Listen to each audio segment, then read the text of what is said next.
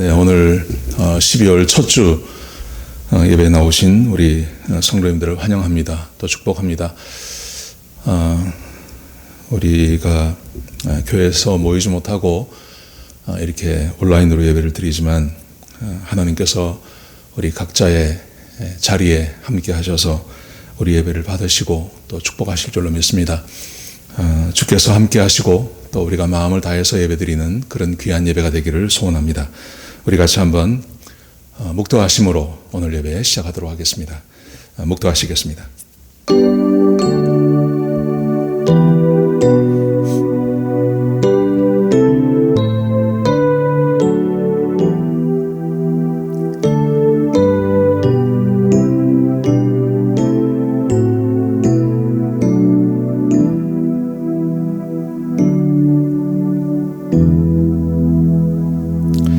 하나님 감사를 드립니다. 하나님께서 우리를 택하시고 구원해 주시고 하나님의 자녀로 삼아 주시고 그래서 이 시간 이 자리에서 하나님을 예배할 수 있도록 인도해 주심을 감사합니다. 아버지 하나님, 세상에 수많은 사람들이 자기의 일에 바쁘고 자기가 생각한 삶을 살아가지만 우리는 지금 이 자리에서 하나님을 예배드리며 하나님께 영광을 올려드리며 그 하나님께서 부어주실 복을 바라보게 하시니 감사합니다. 아버지 하나님, 우리 성도들이 드려지는 그 예배를 받으시고 축복해 주시고 그 자리에 함께 계셔 주셔서 하나님이 받으시며 하나님께서 온전히 축복하시는 그런 귀한 예배가 되게 인도하여 주옵소서. 우리 가운데 병든 자가 있고 우리 가운데 연약한 자가 있고 우리 가운데 마음의 소원을 품은 사람들이 있습니다. 하나님, 예배를 통해서 하나님께서 치유해 주시며 하나님께서 마음에 소망이 생겨나게 하시며 그리고 주께서 모든 문제를 해결해 주신다고 하는 그 믿음과 은혜가 임하는 그런 귀한 예배가 될 수 있도록 역사하여 주옵소서. 예배를 시작합니다. 끝나는 시간까지 악한 원수마귀 일절 틈타지 못하게 하시고 하나님께서 주관하시는 귀한 예배가 되게 역사하여 주옵소서. 주님 감사합니다. 예수님의 귀하신 이름으로 간절히 기도드렸습니다. 아멘. 우리 찬송가 38장 같이 하시겠습니다. 28장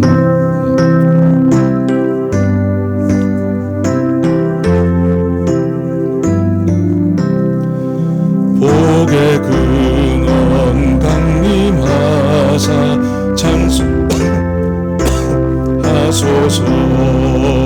한량없이 자비하심 증량할 길 없도다. 전사들의 찬송가로 나를 가르치소서.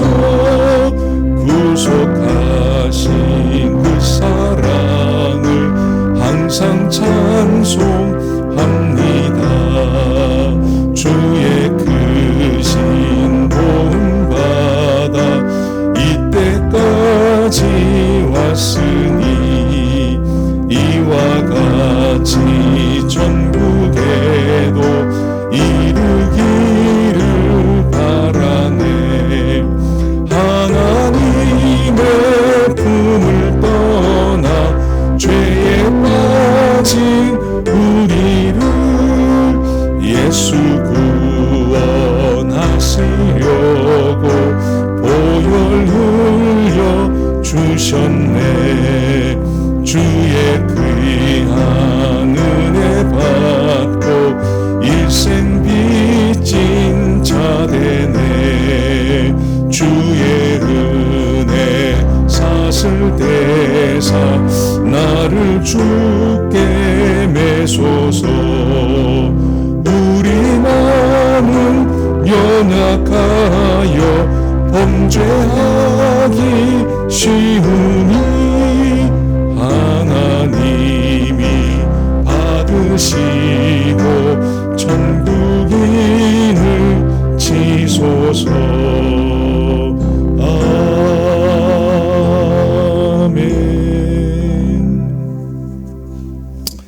교독문 36번입니다. 이사야서 40장 말씀을 우리 교독하시도록 하겠습니다. 제가 한 절 읽고 여러분들이 한 절 읽고 해서 우리 천천히 같이 교독하시겠습니다. 외치는 자의 소리여, 가로되 너희는 광야에서 여호와의 길을 예비하라. 사막에서 우리 하나님의 대로를 평탄케 하라. 골짜기마다 도두어지며 산마다 작은 산마다 낮아지며 고르지 않는 곳이 평탄케 되며 험한 곳이 평지가 될 것이요 여호와의 영광이 나타나고 모든 육체가 그것을 함께 보리라. 대저 여호와의 입이 말씀하셨느니라. 말하는 자의 소리여 가로되 외치라. 대답하되 내가 무엇이라 외치리이까. 가로되 모든 육체는 풀이요 그 모든 아름다움은 들의 꽃 같으니. 같이 읽겠습니다. 풀은 마르고 꽃은 시드나 우리 하나님의 말씀은 영영이 서리라 하라. 아멘. 우리 공동기도 제목으로 기도하는 시간 갖도록 하겠습니다. 우리 소리 내어서 기도해 주시기 바랍니다. 기도하시겠습니다. 홍석화 집사의 암을 치료해 주십시오. 배욱준 집사의 뇌졸중을 치료해 주십시오. 언어가 회복되고 오른쪽 팔다리에 힘이 생겨나도록 해 주십시오. 거간나 집사의 허리를 치료해 주십시오. 권하다 집사가 다시 걷도록 해 주십시오. 최영승 형제 어머니의 암을 치료해 주십시오. 김태남 집사를 회복시켜 주십시오. 오기선 어린이의 12월 8일 골수 이식 수술이 성공하게 해 주십시오. 강봉 장로의 임파선 암을 치료해 주십시오. 오한폐렴으로부터 우리를 지켜주십시오. 예수님의 이름으로 기도합니다. 아멘. 아멘. 우리 오프리언 집사님 나오셔서 기도 인도해 주시겠습니다. 하나님 아버지, 은혜를 감사합니다. 오늘도 거룩한 주일을 허락하사 구원받은 주의 백성들을 예배의 자리에 불러 모아주시고 하나님 앞에 예배하게 하신 그 크신 은혜를 감사합니다. 영상으로 모이는 예배의 자리마다 이 시간 성령님께서 그 무리 가운데 함께하사 성령 충만함으로 드리는 귀한 예배 되게 하여 주옵소서. 우리의 삶을 우리 주님이 주장하사 우리의 죄와 허물이 주님 앞에 드러나게 하시고 회개하지 못하고 잊고 있던 작은 죄까지도 용서함 받고 정결케 되는 귀한 시간 되게 하여 주옵소서. 하나님 믿고 하나님의 자녀로 거듭난 자의 삶의 모습이 우리의 삶 속에 나타나게 하시어 하나님의 나라가 우리 삶 속에 어떻게 표현되어지는지를 보여주는 우리의 삶의 모습이 있어지게 하실 때에 세상의 어떤 것보다 더 크고 귀한 하나님의 자녀의 특권을 누리는 우리의 삶이 착하고 선한 삶의 모습이 되어 주위에 선한 영향력을 끼치는 삶이 되어질 수 있도록 인도하여 주옵소서. 더욱 심화되는 코비드-19 상황 속에서도 새로운 달 12월을 허락하신 하나님 아버지, 1년의 마지막 달을 은혜롭게 잘 마무리할 수 있게 하시고 허락하실 새해를 바라보며 모든 것 잘 준비하는 귀한 시간들로 채워갈 수 있도록 인도하여 주옵소서. 특별히 열악한 환경 속에서 고생하시는 선교사님들을 지켜주실 때에 김상덕 선교사님 네 분을 우리 주님 기억하사 건강하게 모든 사역 잘 감당케 하여 주옵소서. 사랑과 은혜가 풍성하신 하나님 아버지, 이 시간에도 많은 기도 제목 가지고 머리 숙였습니다.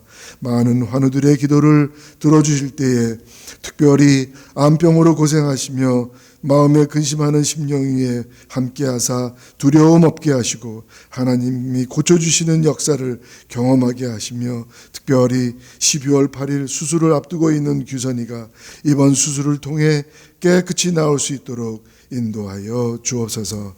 형편과 처지는 다를지라도 우리 모든 필요를 채워주실 때에 체류신 분이 해결되고 재정 형편이 나아지고 회복될 수 있게 하옵소서. 길어지는 코비드-19 팬데믹 상황 속에서도 연로하신 부모님들의 건강을 지켜 주옵소서. 세상 소문이 아무리 소란해도 흔들림 없이 교회를 위해 기도하고 가정을 위해 기도 많이 하시는 어르신들 모두가 될 수 있도록 인도하여 주옵소서. 늘 애쓰고 수고하시는 우리 목사님 네 분을 주님의 강한 장중에 붙잡아 주시어 영육간의 강건함으로 이 귀한 사역 잘 감당할 수 있도록 인도하여 주옵소서. 이 시간에 되어지는 모든 순서를 오직 우리 주님께만 의지하옵고 내 안에 계신 우리 주님 예수 그리스도의 이름으로 기도하옵나이다. 아멘.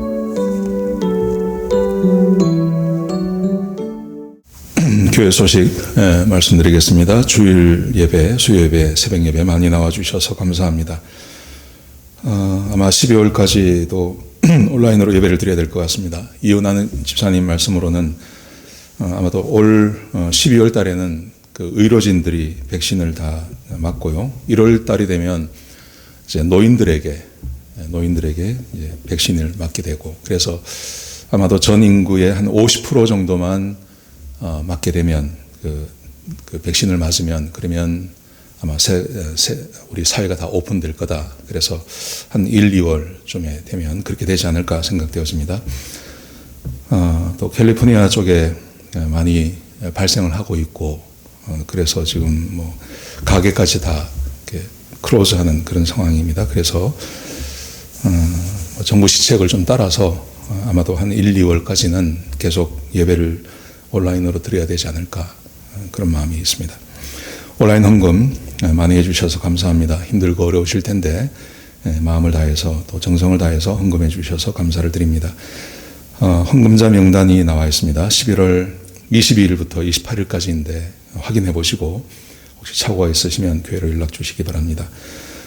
우리 오윤희 목사님 둘째 아들 오규선 어린이가 12월 8일 날 화요일입니다. 이번 주 화요일 날 골수 이식 수술을 받는데 받을 수 있도록 도너가 마음 변하지 않도록 위해서 기도해 주시고, 또 수술도 성공적으로 잘 될 수 있도록 위해서 기도해 주시기 바랍니다. 우리 하나님 말씀 같이 보시겠습니다. 사무엘하 6장입니다. 6장 1절에서 23절까지 말씀입니다. 우리가 함께 볼 말씀은 6절부터 15절까지만 같이 한번 보시겠습니다. 6절부터 15절까지 말씀입니다. 한 절씩 교독하시도록 하겠습니다. 제가 한 절 읽고 여러분들이 한 절 읽고 해서 우리 교독하시도록 하겠습니다. 그들이 나곤의 타작 마당에 이르러서는 소들이 띠므로 웃사가 손을 들어 하나님의 궤를 붙들었더니 여호와 하나님이 웃사가 잘못함으로 말미암아 진노하사 그를 그곳에서 치시니 그가 거기 하나님의 궤 곁에서 죽으니라. 여호와께서 웃사를 치심으로 다윗이 분하여 그곳을 베레스 웃사라 부르니 그 이름이 오늘까지 이르니라. 다윗이 그날에 여호와를 두려워하여 이르되 여호와의 궤가 어찌 내게로 오리오 하고, 다윗이 여호와의 궤를 옮겨 다윗성 자기에게로 메어가기를 즐겨하지 아니하고 가드 사람 오벳 에돔의 집으로 메어간지라. 여호와의 궤가 가드 사람 오벳 에돔의 집에 석 달을 있었는데 여호와께서 오벳 에돔과 그의 온 집에 복을 주시니라. 어떤 사람이 다윗 왕에게 이르되 아뢰어 이르되 여호와께서 하나님의 궤로 말미암아 오벳 에돔의 집과 그의 모든 소유에 복을 주셨다 한지라. 다윗이 가서 하나님의 궤를 기쁨으로 메고 오벳 에돔의 집에서 다윗성으로 올라갈새 여호와의 궤를 맨 사람들이 6걸음을 가매 다윗이 소와 살찐 송아지로 제사를 드리고 다윗이 여호와 앞에서 힘을 다하여 춤을 추는데 그때 다윗이 배 에봇을 입었더라. 다윗과 온 이스라엘 족속이 즐거이 환호하며 나팔을 불고 여호와의 궤를 메어 오니라. 아멘. 세상에는 요용한 것이 참 많습니다. 요용한 것이 참 많은데 유용할수록 잘 다루어야 한다고 하는 그런 교훈이 있습니다. 예를 들면 물 얼마나 중요합니까? 이 물이 사람에게 없어서는 안 되죠. 근데 이 물을 잘 다루는 게 굉장히 중요하죠. 요즘 그래서 환경 문제에 대해서 많은 신경을 쓰지 않습니까? 우리도 좀 그런 것을 느끼는 거지만 요즘 한국은 이 대기 오염이 굉장히 심합니다. 그래서 미세먼지도 많고요. 그것 때문에 사람의 생명이 6년간, 한국 같은 경우는 6년간 단축된다, 이런 연구 결과도 있고. 그러니까 유용한 것을 잘 다루는 것은 매우 중요합니다. 유용하기 때문에 함부로 다루는 게 아니라 유용할수록 잘 다뤄야 한다는 것이죠.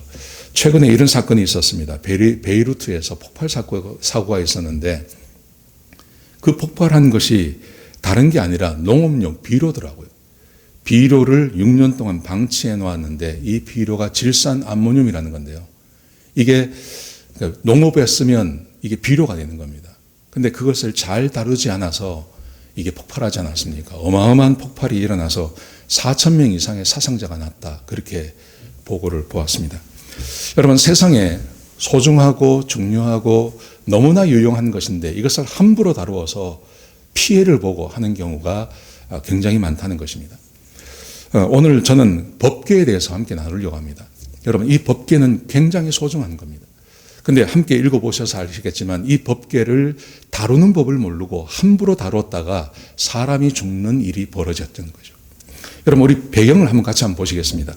다윗이 법궤를 다윗성으로 가져오기를 원했습니다. 그래서 1절에 보시면 다윗이 무려 3만 명의 사람들을 모읍니다. 그리고 이것을 자기의 성 다윗성으로 가져오기를 원했습니다. 왜냐하면요, 여러분 거기 한번 보시겠습니까? 1절 하반절에 보시면 이렇게 기록되어 있습니다. 거기서 하나님의 궤를 메어 오려 하니, 거기서 하나님의 궤를 메어 오려고 하는데 그 이유가 뭐냐 하면 그 궤는 그룹들 사이에 좌정하신 하나님의 여호와의 이름으로 불리는 것이라. 이것을 한마디로 말하면 이것입니다. 하나님의 궤 위에 하나님께서 임재하시기 때문에, 하나님의 임재가 있기 때문에 가져와야 한다는 것이죠. 여러분, 그런데 이게 제가 깜짝 놀랐는데요. 이 궤를 가져오는데 몇 년 만에 가져오는 거냐면 100년 만에 가져오는 것입니다. 사무엘상 4장, 우리가 사무엘상 나눌 때 한번 봤습니다. 그때 엘리 제사장의 두 아들이 블레셋과의 전쟁을 치르다가 이 전쟁에서 패배하니까 하나님의 궤를 가지고 나왔습니다. 홈니와 비느하스가요. 그랬다가 이 바벨론의 이 법궤를 빼앗기게 됩니다.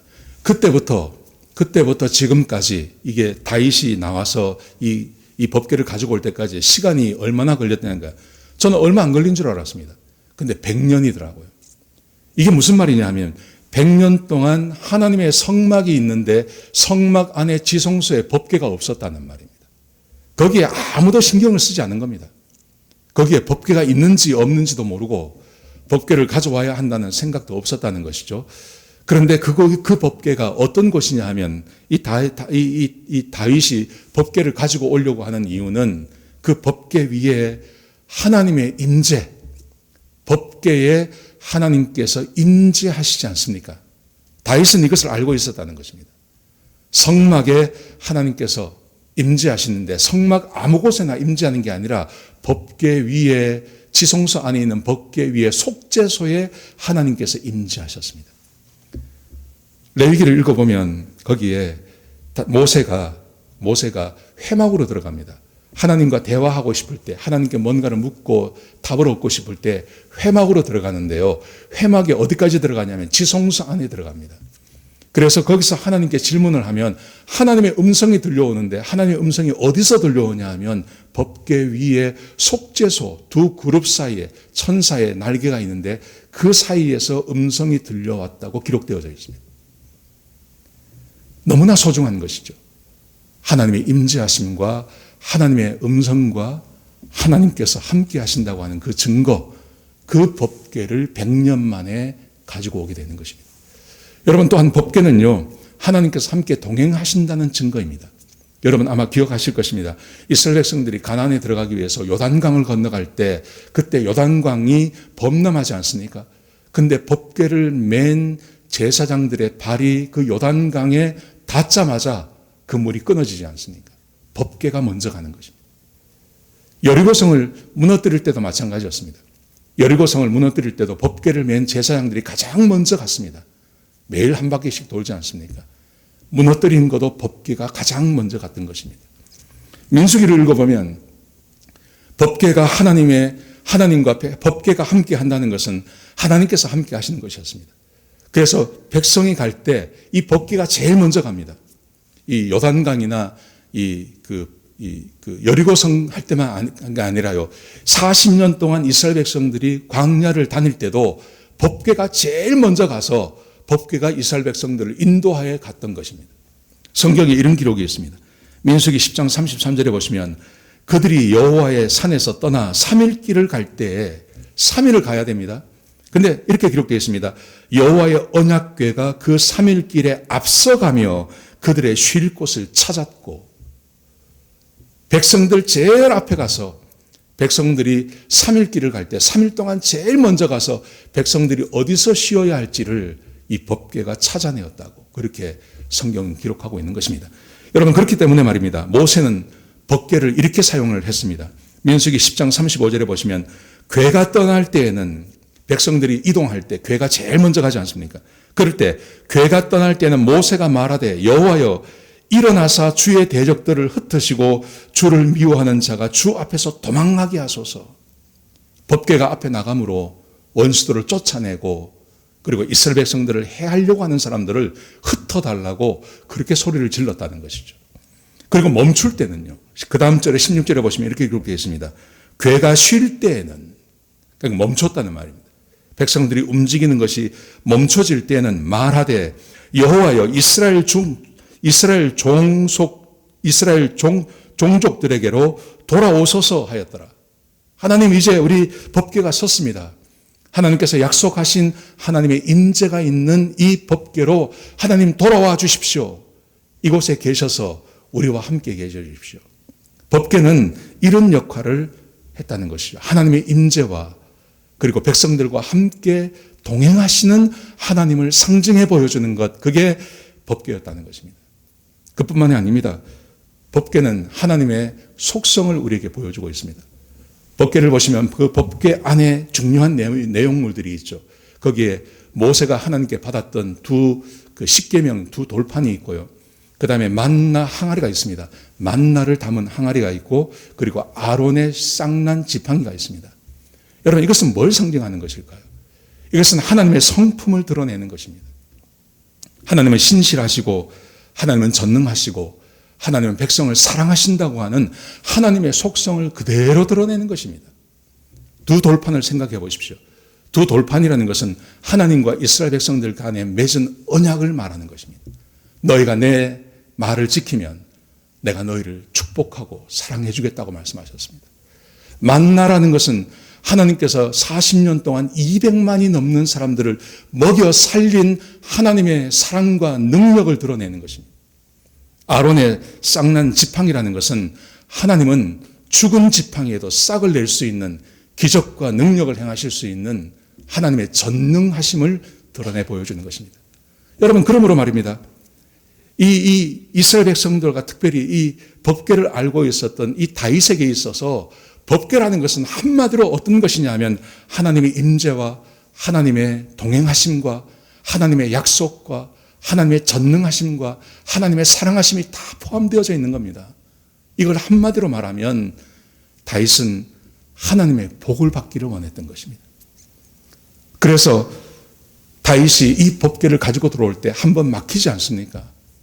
그런데 오늘 본문의 말씀 함께 읽었던 이 6장 12절에 보시면 어떤 사람이 다윗 왕에게 아뢰어 이르되 여호와께서 하나님의 궤로 말미암아 오벳 에돔의 집과 그의 모든 소유에 복을 주셨다 한지라. 3개월 동안 그 법궤를 오벳 에돔의 집에 뒀는데 그로 인하여서 오벳 에돔의 집에 복을 내리셨습니다. 하나님의 임재와 하나님의 동행하심과 하나님의 전능하심이 오벳 에돔의 집에 그대로 임한 겁니다. 그걸 알고 다윗이 가서 하나님의 궤를 가지고 들어오는 것이죠. 하나님의 궤라는 것은 너무너무 귀중한 것입니다. 너무 소중한 것입니다. 여러분, 너무 소중하고 너무 귀중한 것이기 때문에 하나님께서 말씀하시기를 이 법궤를 다루는 방식에 대해서 하나님께서 말씀해 주셨습니다. 여러분, 그런데 오늘 본문에서 우리가 함께 읽어봤지만 다윗이 이 법궤에 대한 법궤를 사모하는 마음은 있었어요. 이 법궤로 인하여서 자기가 복을 받고 이 백성이 복받는 것에 대해서는 알고 있었어요. 그런데 지난 100년 동안 법궤가 움직인 적이 없었어요. 그래서 이 다윗이 하나님의 말씀대로 법궤를 다루는 법을 잊어버린 겁니다. 그래서 함께 읽으신 이 본문 가운데 보시면 오벳 에돔의 집에 있던 이 법궤를 가지고 나올 때 사람이 메어서 나온 게 아니라 그걸 소가 끄는 수레 위에 싣고 왔던 것입니다. 왜냐하면 법궤가 너무너무 소중한데 이 법궤를 다루는 법을 몰랐기 때문에 그렇습니다. 그랬더니 낙원의 타작마당 안에 앞에서 이 소가 날뛰니까 이 법궤가 쓰러질 것 같으니까요. 그래서 이 웃사라는 사람이 그 법궤를 만지지 않습니까? 이것은 뭐 잘못된 게 아니지 않습니까? 그냥 쓰러지면 안 되니까, 그 귀한 거니까요. 그걸 붙잡다가 그냥 죽어버린 겁니다. 그런데 성경에 아주 의미 있게 그 죽음에 대해서 이렇게 이야기하고 있습니다. 여러분 6장 7절 한번 보시겠습니까? 사무엘하 6장 7절에 보시면 여호와 하나님이 웃사가 잘못함으로 하나님께서 정하신 법대로 움직이지 않았다는 겁니다. 너무너무 귀한 건데요. 이게 오기만 하면 복을 받고 하나님께서 인재해 주시고 언제든지 가서 하나님께 질문하고 답을 얻을 수 있는, 하나님께서 동행해 주시고 원수를 막아주시는 너무너무나 귀한 것인데 이것을 제대로 다루지 못한 겁니다. 그래서 웃사가 잘못함으로 말미암아 진노하사 그를 그곳에서 치시니 그가 거기 하나님의 궤 곁에서 죽으니라. 하나님의 법대로 하지 않은 겁니다. 그래서 사람이 죽었습니다. 여러분 그 분위기를 한번 생각해 보십시오. 이게 이 100년 만에 성소로 들어온다는 것을 사람들이 거기에 막 자각을 한 겁니다. 함께 간 군대만 3만 명입니다. 거기에 모든 백성들이 다 나오지 않았겠습니까? 그리고 성경에 보면 다윗이 그냥 온 게 아니라 악기를 불며 막 찬양을 하며 그렇게 오고 있었습니다. 그런데 거기에 웃사가 그냥 죽어버렸어요. 얼마나 놀라운 사건인데 그 놀라운 잔치 아래 그냥 사람이 하나 죽어버린 겁니다. 그것도 법궤를 만졌다가 사람이 죽어버린 겁니다. 얼마나 이 분위기가 쎄하겠습니까? 이 분위기가 얼마나 망쳐진 분위기가 되어버리겠습니까? 자, 그러자 다윗의 심정을 자기가 이렇게 말을 합니다. 자, 6장 8절을 보십시오. 여호와께서 웃사를 치심으로 다윗이 분하여. 여기서 다윗이 분했다는 말은 웃사를 죽이신 하나님께 분노했다는 말이 아닙니다. 그게 아니라 자기 자신에게 분노했다는 것입니다. 왜 분노했냐 하면 문제가 발생했습니다. 사람이 죽었습니다. 근데 왜 죽었는지 모르는 겁니다. 문제가 발생했는데 그 발생한 문제의 원인이 뭔지를 모르는 겁니다. 그래서 자기에게 화가 난 겁니다. 그 다음 절을 보십시오. 9절에 보시면 이렇게 되어 있습니다. 다윗이 그날에 여호와를 두려워하여 이 복된 법궤를 가지고 오는데 사람이 죽어버렸습니다. 이유도 모릅니다. 왜 이런 일이 벌어졌는지 모릅니다. 그러니 하나님을 무조건 두려워할 수밖에 없는 겁니다. 그래서 10절에 보시면요. 이렇게 되어 있습니다. 다윗이 여호와의 궤를 옮겨 다윗 성 자기에게로 메어 가기를 즐겨하지 아니한지라. 그래서 이 법궤를 자기 성에 가지고 오는 것을 좋아하지 않았습니다. 왜? 모르니까요. 이게 무슨 일이 벌어질지 모르니까.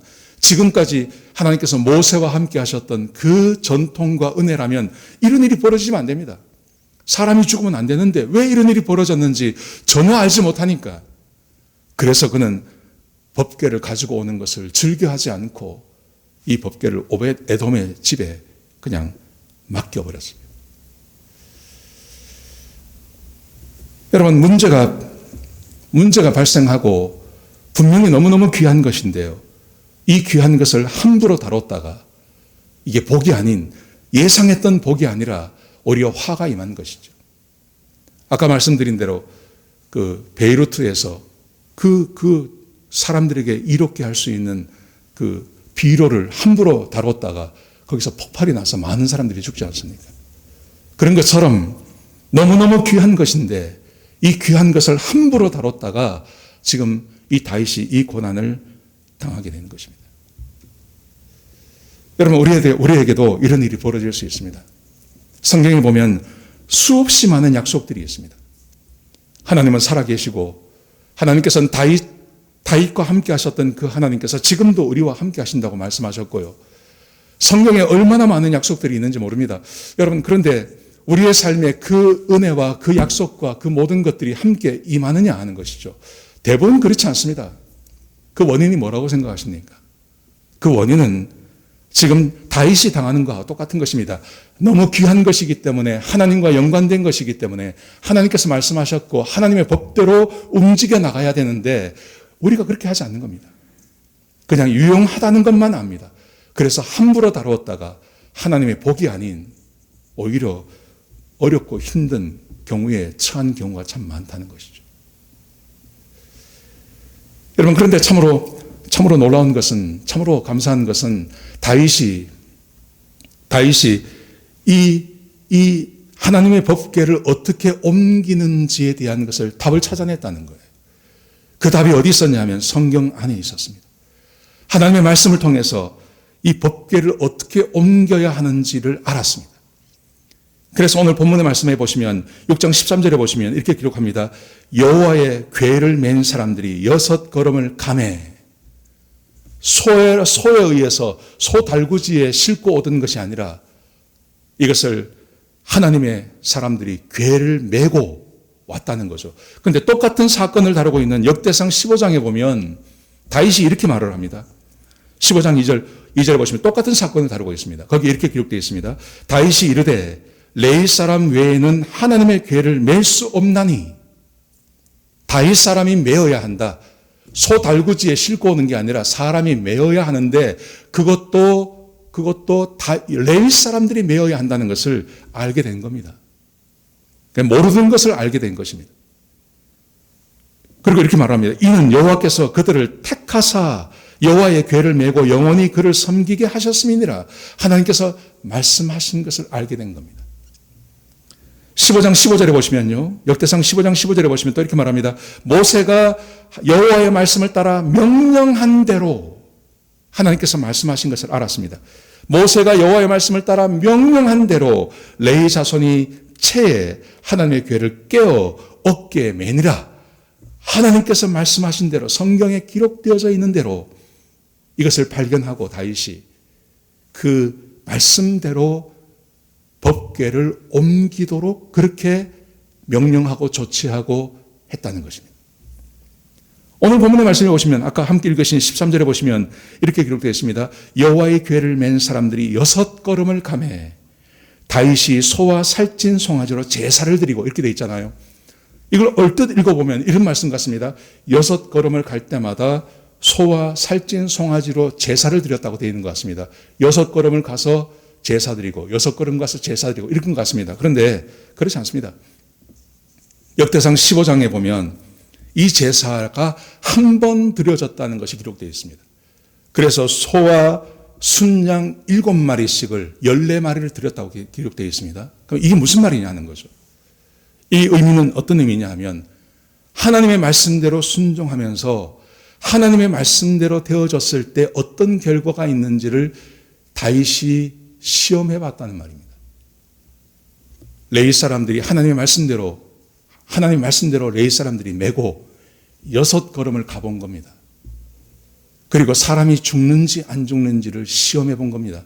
그리고 하나님의 말씀대로 순종했을 때 사람이 다치거나 죽는 사건이 없는 것을 보고 그리고 기뻐해서 하나님께 제사를 드린 겁니다.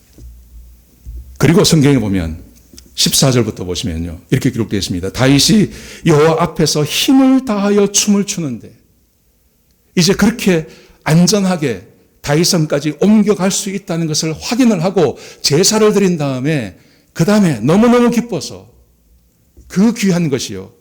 하나님의 임재와 하나님의 동행하심과 하나님의 능력과 하나님의 약속이 있는 그 법궤가 100년 만에 자기에게 온다는 것이 너무너무 기뻐서요. 이 사람이 가만히 있지 못하고 춤을 췄다고.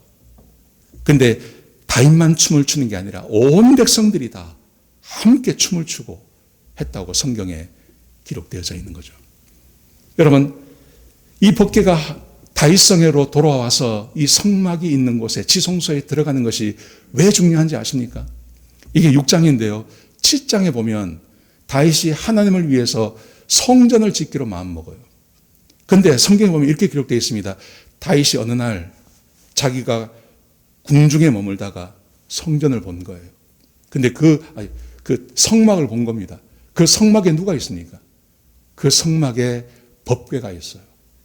하나님께서 저곳에 계신다고 하는 생각을 한 거예요.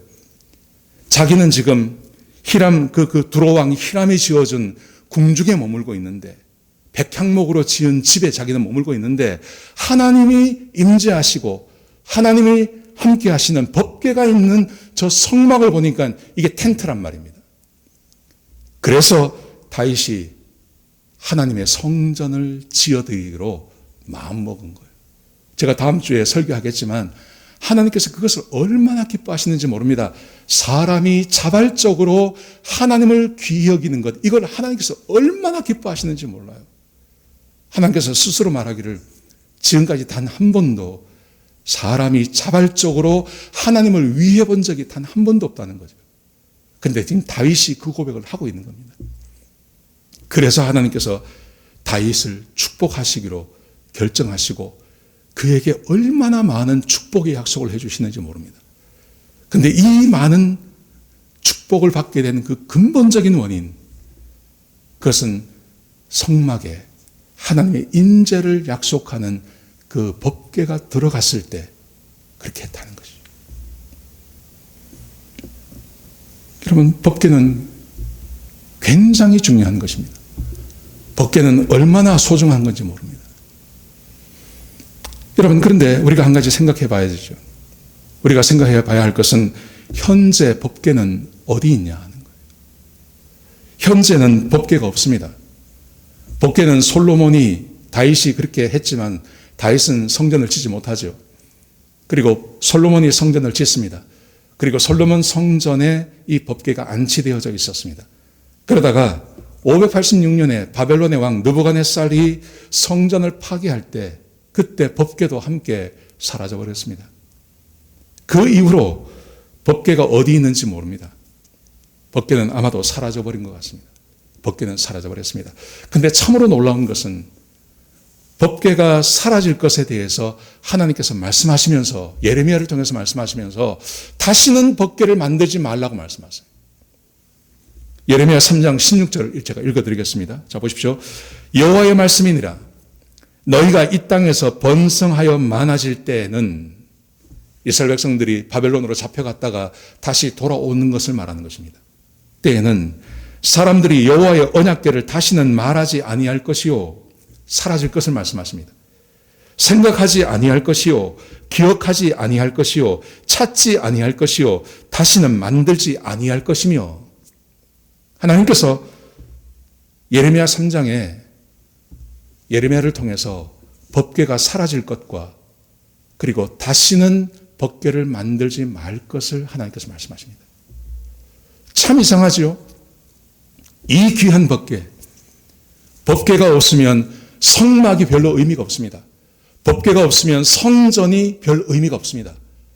여러분, 그런데 하나님의 임재와 하나님의 동행하심과 하나님의 전능하심을 드러내는 이 법궤를 왜 하나님께서 사라지게 하셨냐 하는 것이죠. 만들지 말라고 말씀하세요. 그래서 실제로 이스라엘 백성들이 그 바벨론에서 돌아와서 그 스룹바벨 성전을 이렇게 만들지 않습니까? 그때 이 법궤를 만들지 않습니다. 그래서 지금까지도 법궤가 없습니다. 여러분, 그렇다면 우리 시대의 법궤, 하나님의 언약궤, 하나님의 궤는 뭐냐 하는 거죠. 사라져버린 법궤, 사라져버린 하나님의 언약궤, 이 언약궤를 우리는 어디서 찾아야 합니까? 어떻게 생각해야 됩니까?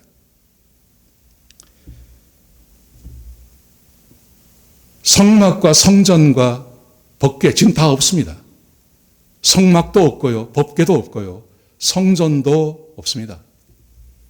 여러분, 그런데 왜 그것을 하나님께서 없어지게 하셨냐 하는 것이죠. 히브리서 9장에 보시면 하나님께서 이것에 대해서 말씀하십니다. 이렇게 말씀하십니다. 이 모든 것이 다 모형이라고 말씀하시면서, 그리고 이것은 임시로 사용되어진 모형이라고 말씀하십니다. 9장 9절을 보세요.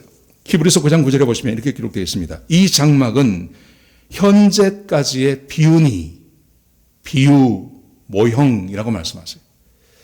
이에 따라 드리는 예물과 제사는 섬기는 자를 그 양심상 온전하게 할 수 없나니,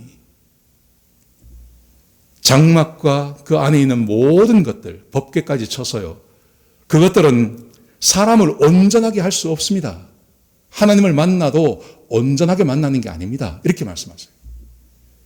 그러면서 10절에 보시면 이런 것은 먹고 마시는 것과 여러 가지 씻는 것과 함께 육체의 예법일 뿐이며 개혁할 때까지 맡겨둔 것이니라. 어느 시기까지 맡겨둔 것, 임시로 사용한 것에 불과하다고 말씀하세요. 성막도 그렇고요.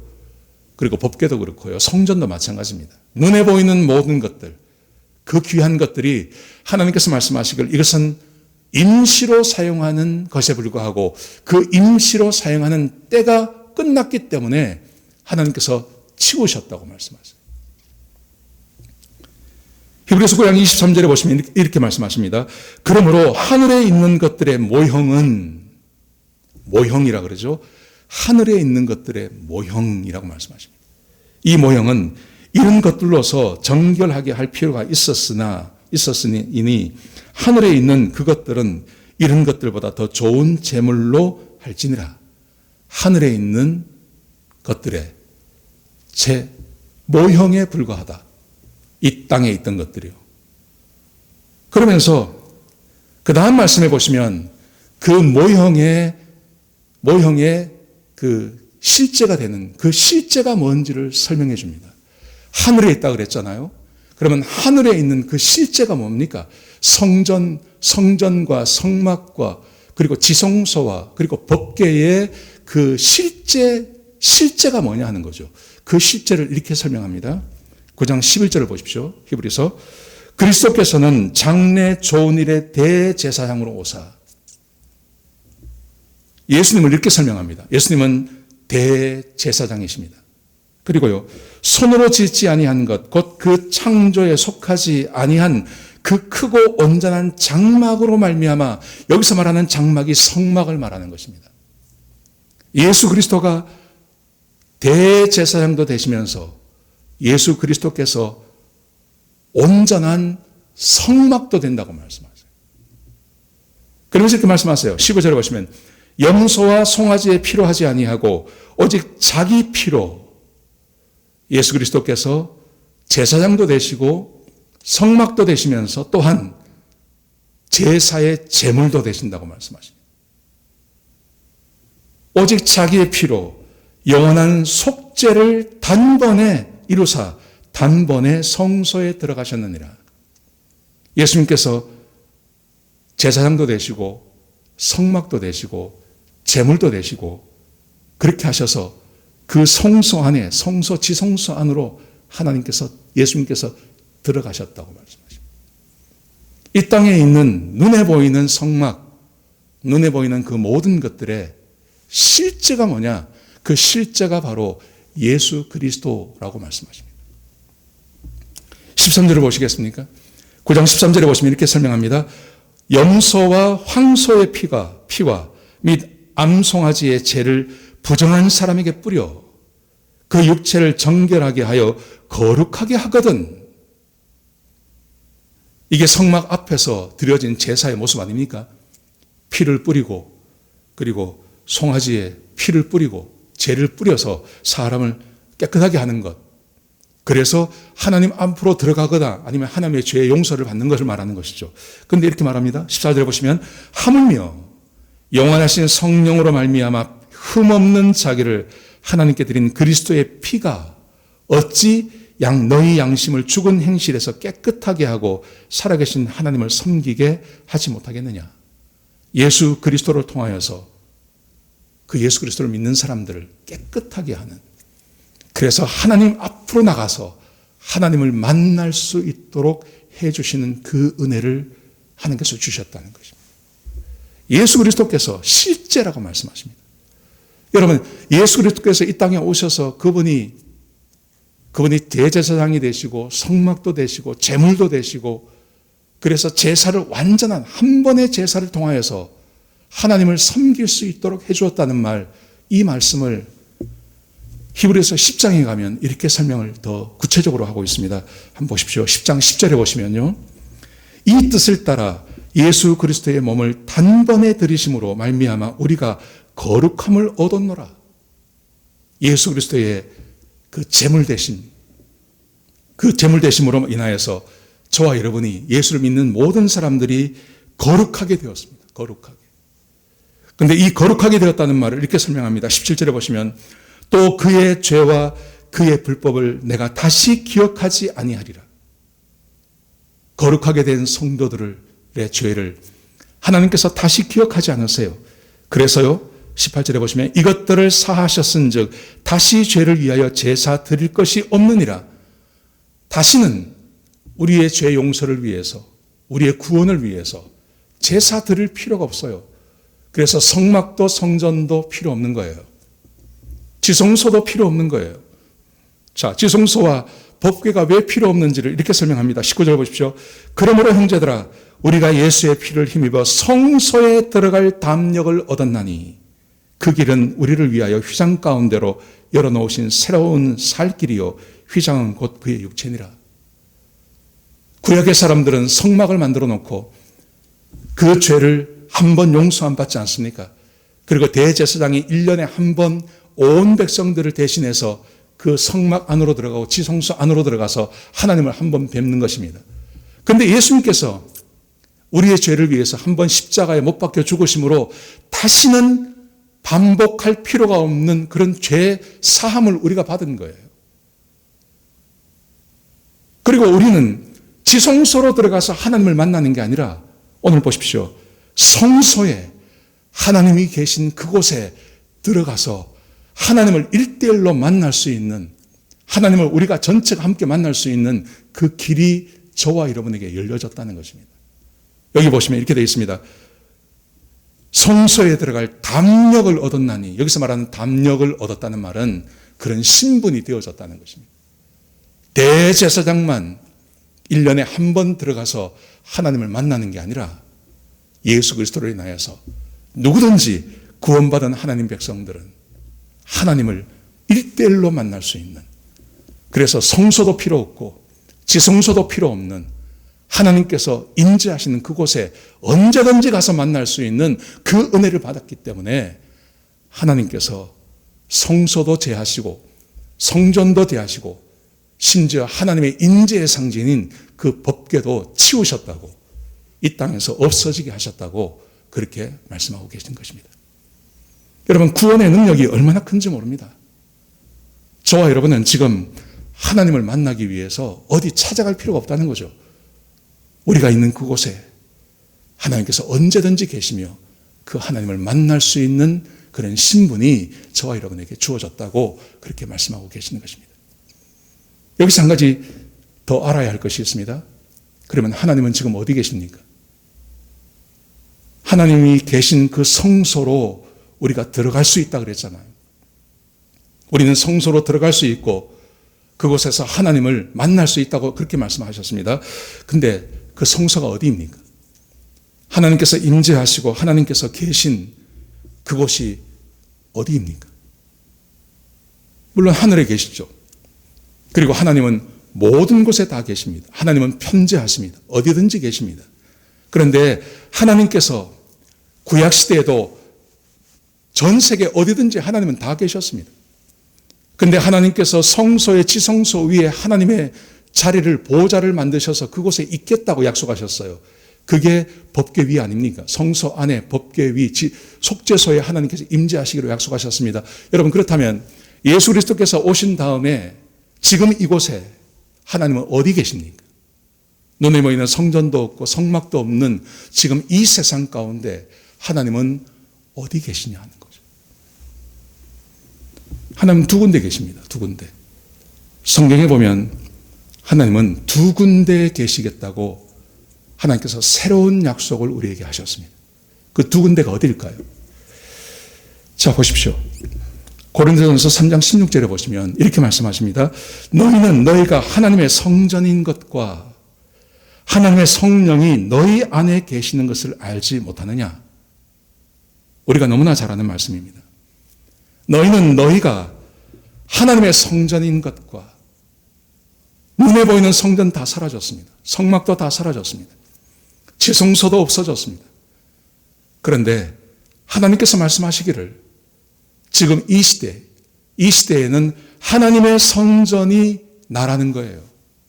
우리가 성전이라는 거예요. 너희가 하나님의 성전인 것과 하나님의 성령이 너희 안에 거하시는 것을 알지 못하느냐. 여러분, 그런데 여기서 눈여겨봐야 할 단어가 너희라는 말입니다. 너희. 이 너희가 뭐냐 하면요, 문법적으로 말하면 2인칭 복수예요. 단수가 아니에요. 한 사람 한 사람이라고 말하지 않아요. 너희 무리라고 말씀하세요. 근데 여기서 말하는 너희 무리라는 말은요, 두 가지 의미가 있는 겁니다. 하나는 너희 각 사람 한 사람에게 성령이 임하시고, 그리고 한 사람 한 사람에게만 성령이 임하는 게 아니라 그 성령이 임한 한 사람이 모여있는 그 모임에도 성령님이 함께 하신다고 말씀하세요. 두 가지 일을 말씀하세요. 지금 하나님께서 계신 곳을 함께 나누고 있는 겁니다. 자, 보십시오. 요한일서 4장 15절에 보시면 하나님이 한 사람 한 사람에게 임하는 것을 이렇게 약속하십니다.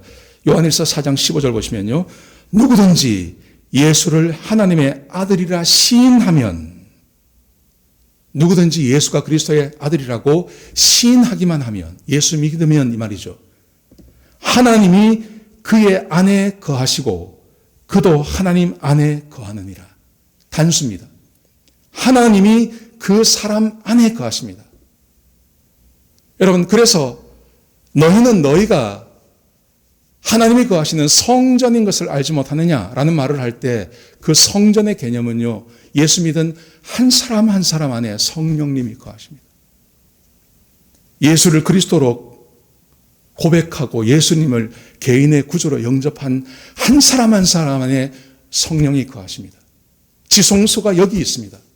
하나님이 내 안에 거하십니다. 법궤가 내 안에 있습니다. 하나님이 내 안에 거하십니다. 이런 의미가 있는 거예요. 한 사람 한 사람 안에, 예수 믿고 구원받은 모든 사람들 한 사람 한 사람 안에 성령님이 함께 거하시는 거예요. 자, 이게 1차적인 것입니다.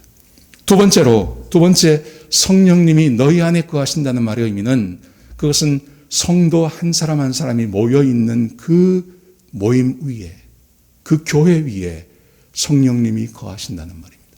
자, 보십시오. 디모데후서 1장 14절에 보시면 이렇게 기록되어 있습니다. 우리 안에 거하시는 성령으로 말미암아 내게 부탁한 아름다운 것을 지키라. 우리 안에 거하시는 성령님, 교회를 말하는 거죠.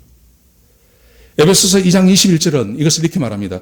그의 안에서 건물마다 서로 연결하여 주 안에서 성전이 되어가고. 자, 보십시오. 요한일서 4장 15절에서는 내가 예수님을 개인의 구주로 영접만 하면, 그러면 하나님이 내 안에 거하십니다. 분명히 그렇게 말씀하셨습니다. 그런데 에베소서 2장 21절에서는 그의 안에서 건물마다 서로 연결하여, 건물이라는 것은 예수 믿는 성도 한 사람 한 사람을 말하는 것입니다. 그 한 사람 한 사람이 서로 연결하여서 관계를 맺는 걸 말하는 거죠. 관계를 맺고 서로 연결해서 주 안에서 성전이 되어가고, 성전이 되어갑니다. 그 안에 하나님이 거하시는 성전이 되어가는 것. 그리고 이렇게 말씀하세요. 너희도 성령 안에서 하나님이 거하실 초소가 되기 위하여 그리스도 예수 안에서 함께 지어져 가느니라. 내 안에 성령님이 거하시는데, 그렇게 성령님이 거하시는 성도님들 한 사람 한 사람이 모여서 서로 연결하여서 그 모임 안에 성령님이 거하시는 그런 교회가, 그런 성전이 되어져 가라고 그렇게 말씀하고 계신 것입니다. 여러분, 하나님께서 성전과 법궤를 다 감추셨습니다. 없애버리셨습니다. 왜 그렇습니까? 왜냐하면 하나님은 이제 어떤 특별한 건물 안에만 거하지 않습니다. 전 세계에서 한 곳에만 하나님께서 성전 안에 거하지 않습니다. 법궤 위에 하나님께서 거하시는 게 아닙니다. 하나님께서는 예수를 개인의 구주로 영접한 모든 그리스도인 안에 성령님이 거하십니다. 하나님이 거하십니다. 그래서 한 사람 한 사람이 성령님이 거하는 성전이 된 것입니다. 내 안에 성령님이 거하게 된 것입니다. 그리고 그렇게 모여있는 성도들, 교회를 말하죠. 교회가 서로 연결하여서 한 사람 한 사람이 서로 연결하여서 있는 그 교회 위에 성령님이 거하시고 하나님께서 거하십니다. 여러분, 이 말씀을 가만히 보면요, 법궤에게 주셨던 그 은혜가 우리에게 그대로 있습니다. 법궤 안에 아까 말씀드린 대로 두 돌판이 있었습니다. 언약궤가 있었습니다. 언약 돌판이 있습니다. 거기에 만나를 넣는 항아리가 있습니다. 그리고 그 안에 아론의 쌍난 지팡이가 있습니다. 여러분, 이 세 개가 교회 안에 있는 우리 성도들에게 하나님께서 똑같은 약속을 이미 주셨습니다. 하나님께서 두 돌판과 함께 우리에게 주시는 것, 하나님의 말씀을 우리에게 주지 않습니까? 내 법을 너희 마음에 두고 내 생각을 내가 기록하리라. 하나님께서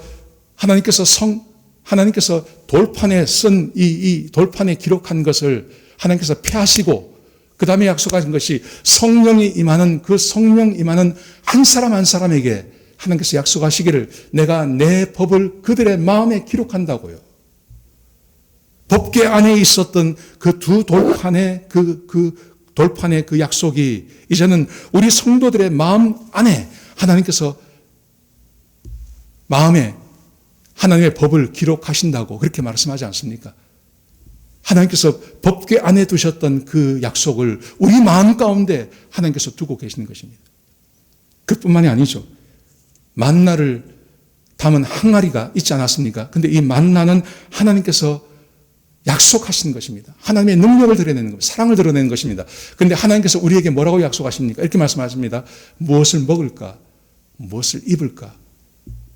무엇을 마실까? 염려하지 마라. 만나로 주셨던 그 은혜, 그 약속, 하나님께서 우리를 위하시는 그 약속을 하나님께서 똑같이 하세요. 무엇을 마실까? 무엇을 입을까? 무엇을 먹을까? 염려하지 마라. 그건 다 이방인들이 구하는 것이다. 너에게 무엇이 있어야 할 줄을 하나님께서 다 아신다. 하나님께서 그 약속을 주시는 거예요. 우리 성도들에게 똑같은 만나의 약속을 우리에게도 주시는 거예요. 아론의 쌍난 지팡이, 기적 아닙니까? 기적. 여러분, 이 기적에 대한 약속을 하나님께서 우리에게 얼마나 많이 해주십니까? 아무것도 염려하지 말고 오직 모든 것에 기도와 간구로 너희 구할 것을 감사함으로 하나님께 아뢰라. 그러면 모든 지각에 뛰어나신 하나님의 영광이 너희 마음과 생각을 지키실 것이다. 법궤 안에 있었던 하나님의 약속, 그 법궤와 함께 하셨던 그 하나님의 약속을 성도, 하나님이 거하시는 성도님들이 함께 하시는, 우리 안에 거하시는 그 성령님께서 그 법궤 안에 있었던 세 가지보다 더한 은혜와 약속으로 우리에게 이미 주고 계시다는 것을 기억하셔야 된다. 우리는 이미 이것을 받은 사람들입니다. 여러분, 그런데 말입니다. 정말 조심해야 될 게 뭐냐 하면 다윗이 그 법궤를 움직여가는 것에서 문제가 생기지 않았습니다. 하나님의 법대로 법궤를 만지지 못한 거예요.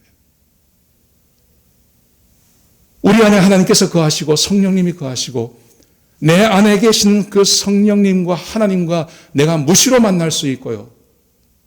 그리고 이미 지성소를 열어놓으셨기 때문에 하나님이 내 안에 거하시기 때문에 내 안에 계신 하나님과 성령님과 예수님과 내가 언제든지 만날 수 있고 그분의 능력과 그분의 힘과 그분의 사랑 안에 거할 수 있는 모든 것들이 우리 안에 있는 이 성전이 되어진 나, 그리고 그 성전이 되어진 성도들이 함께 모여있는 그 교회, 여러분, 이게 얼마나 귀한 겁니까? 너무너무나 귀하고 이것은 세상에 누구도 받지 못하는 그 은혜를 우리가 받고 있는 것입니다. 그런데 이것을 어떻게 다루어야 하는지, 내가 나를 어떻게 다루고 교회 안에 내가 일원이 되어서 어떻게 교회 안에서 내가 역할을 하는지에 대한 그 교훈이 성경에 있다는 거예요.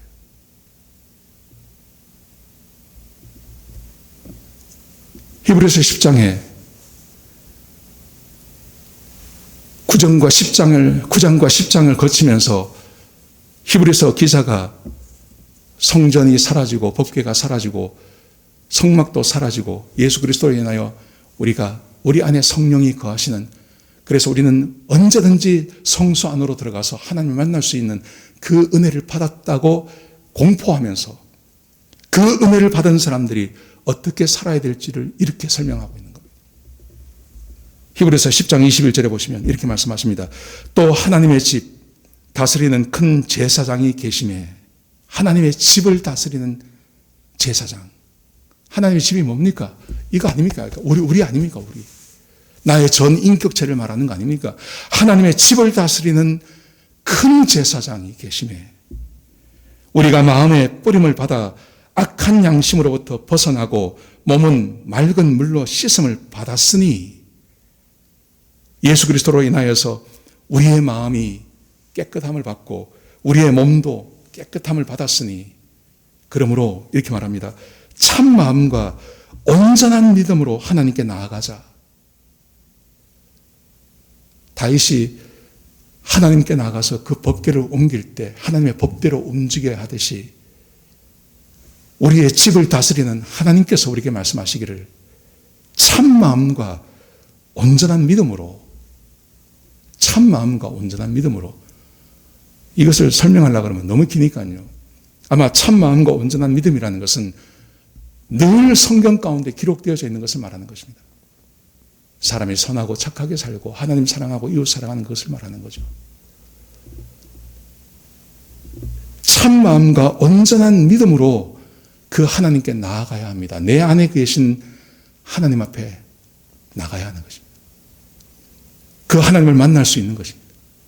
참 마음과 온전한 믿음으로, 깨끗한 믿음으로, 하나님을 사랑하는 마음으로 내 안에 거하시는 성령님께, 내 안에 거하시는 하나님께, 예수 그리스도에게 나갈 때 그 예수께서 우리를 만나 주시고 우리에게 답을 주시고 우리에게 평안을 더하시고 우리에게 약속대로 하나님께서 우리 안에 은혜를 더하시는 거 아니겠습니까? 이것 외에 다른 게 뭐가 있겠습니까? 없는 거죠.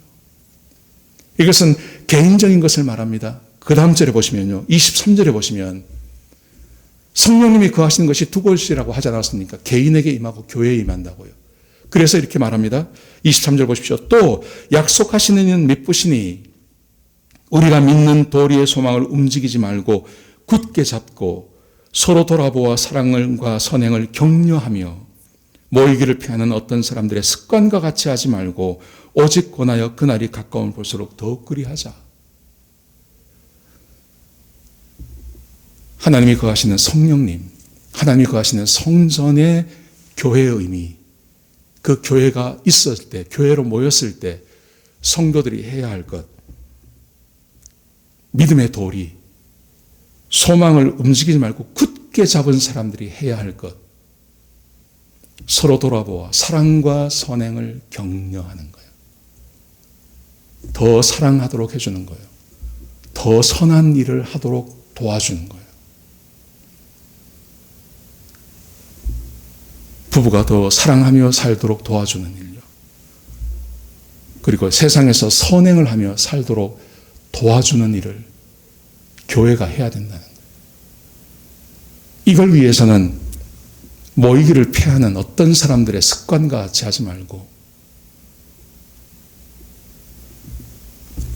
지금 우리가 겪고 있는 이런 일 아니겠습니까? 세상이 날뛰면서 교회가 모이지 못하게 만들죠. 한국도 그렇고 미국도 마찬가지 아닙니까? 교회가 모이지 못하도록, 다른 것은 다 모이는데 교회를 모이지 못하도록 하는.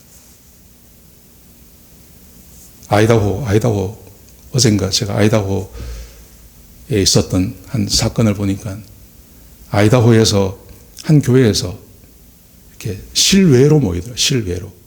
교회 주차장에 모여서 사람들이 예배를 드리는데 경찰이 와서요, 그 사람들 다 잡아갔어요. 야외에서 모여서 예배 드리는데 경찰이 들어와가지고 한 사람씩 다 잡아가더라고요. 지금 그런 일들이 벌어지고 있는 거죠. 그런데 해야 될 것, 모이기를 피하는 어떤 사람들의 습관과 같이 하지 말고 모여서 함께 사랑과 선행을 격려하는 것.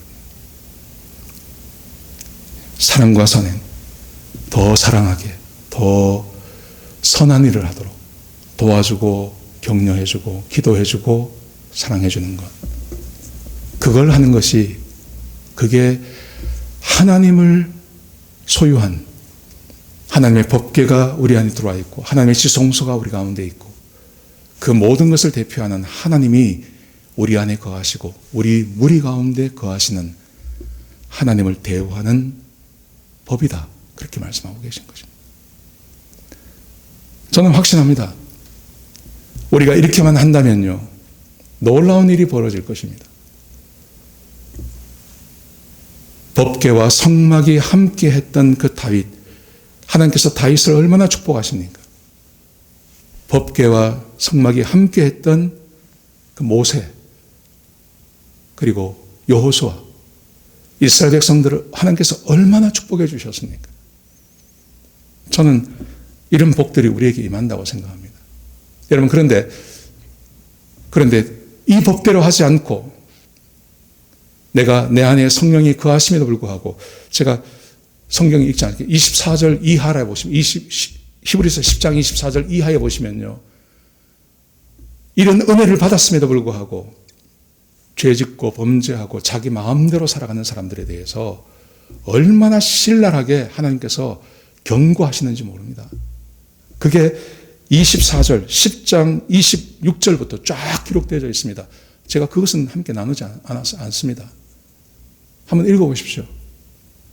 그 은혜를 받고도 여전히 세상 가운데서 죄 짓고 범죄하는 사람들에게 하나님께서 얼마나 신랄하게 그들을 경고하고 계신지 모릅니다.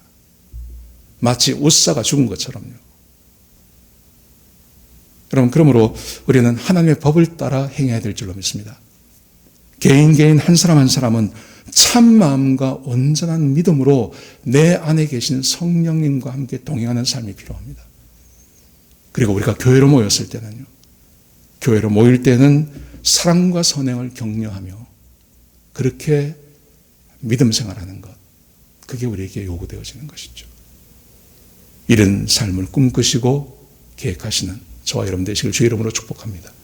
기도하시겠습니다. 하나님, 귀한 말씀 주셔서 감사합니다.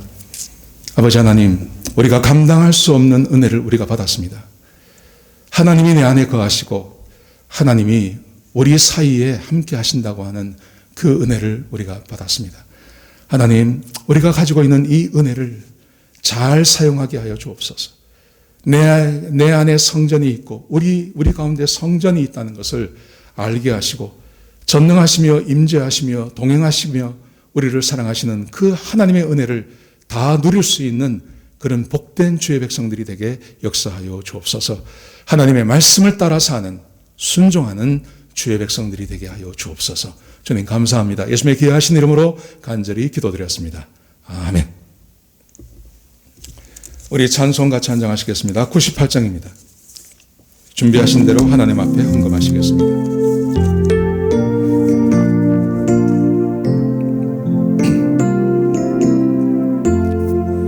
주 예수 내가 알기 전 날 먼저 사랑했네. 그 크신 사랑 나타나 내 영혼 거듭났네. 주 내 맘에 늘 계시고 나 주의 안에 있어 저 포도비유 같으니 참 좋은 나의 친구. 내 친구 대신 예수님 날 구원하시려고 그 귀한 마음을 버리사 내 죄를 대속했네. 나 주님을 늘 믿으며 그 손을 의지하고 내 몸과 마음을 바쳐서 끝까지 충성하리. 내 진실하신 친구여, 그 은혜 내려주사 날 항상 보호하시고 내 방패 되옵소서. 그 풍성한 참 사랑을 믿느니 끊을 소냐. 날 구원하신 예수는 참 좋은 나의 친구. 좋은 친구는 함께하는 친구 아니겠습니까? 지금처럼 이렇게 격리되어져 있고 또 사회활동이 이렇게 활발하지 않을 때는 친구가 그리운 때죠. 여러분, 그런데 친구도 늘 나와 함께 하지는 못합니다. 부부라고 하더라도 늘 나와 함께 하지 못합니다. 그런데 참으로 놀라운 것은 예수님께서 약속하시기를, 하나님께서 우리에게 약속하시기를, 내가 성전이라고요. 내 안에 하나님께서 거하시고 내 안에 예수님께서 거하시고 내 안에 성령님이 거하시고 우리가 성전이고 내 안에 있다고요. 여러분, 이것을 잘 사용하면요, 사용한다기보다 하나님께서 목적하신 대로 이 성령님과 하나님과 예수님과 함께 지낼 수 있으면 얼마나 놀라운 은혜가 있겠습니까? 거기에는 하나님께서 정하신 법이 있는 거예요. 예수 믿고 구원받는 것은 물론이고 참 마음과 온전한 믿음으로 살아야 하는 거예요. 그때 하나님께서 함께 하시는 거예요. 역사하시는 겁니다. 그리고 사랑과 선행을 격려하는 그 교회 안에서 성령님이 역사하시는 거예요. 혼자 되는 게 아니죠. 혼자 하는 게 아니죠. 교회 안에서도 성령님이 역사하시는 거예요. 이런 교회 생활, 이런 믿음 생활을 좀 꿈꾸시는 저와 여러분 되시기를 축복합니다. 우리가 기도하십시다. 하나님, 이 아침에 저희들에게 귀한 말씀 주셔서 감사합니다. 은혜 주셔서 감사합니다. 하나님, 사람이 감당하지 못할 너무나 큰 은혜를 우리에게 허락해 주셨습니다. 범접할 수 없는 하나님, 범접할 수 없는 그 지성소에 이제 구원받고 하나님의 백성된 우리들이 무시로 들어갈 수 있는 그런 은혜를 허락해 주셨습니다. 성령님과 하나님과 예수님, 성삼위 하나님께서 내 안에 거하신다는 그 은혜를 우리에게 허락해 주셨습니다. 하나님, 그리고 우리 안에 교회를 허락해 주시고 교회 위에도 하나님께서 함께 해주시겠다고 약속해 주셨습니다. 아버지 하나님, 이 어마어마한 약속을 받은 우리들이 하나님과 동행하는 삶을 위해서 내가 참 믿음을 갖게 하시고 경건한 삶을 살게 하시고 그리고 형제를 대할 때마다 사랑과 선행을 격려하며 하나님 앞에 나아가기를 서로 격려하고 위로하는 그런 귀한 우리 교회, 우리 성도님들이 될 수 있도록 역사하여 주시옵소서. 아버지 하나님, 속히 이 모든 것들이 끝나게 해주시고 우리가 교회에서 만날 수 있도록 길 열어주시고 하나님께서 선하게 인도하여 주옵소서. 하나님, 우리 성도님들 한 사람 한 사람을 축복하시고 그들의 가정을 지켜주시고 하나님, 그들의 신령과 그들의 가정에도 하나님께서 함께 하시는 성전이 임하는 하나님의 동행이 있고 하나님의 임재가 있고 하나님의 약속이 있는 그런 귀한 삶 살아가는 주의 백성들이 되게 역사하여 주옵소서. 이제는 우리 주 예수 그리스도의 끝까신 은혜와 우리 아버지 하나님의 끝까신 사랑과 성령 하나님의 내주하시고 인도하시는 그 은혜가 오늘 말씀을 듣고 하나님의 말씀을 따라 살기로 다짐하는 주의 백성들 머리 위에 지금부터 영원까지 함께 하셨기를 예수 그리스도의 이름으로 간절히 축복하며 기도드렸습니다. 아멘.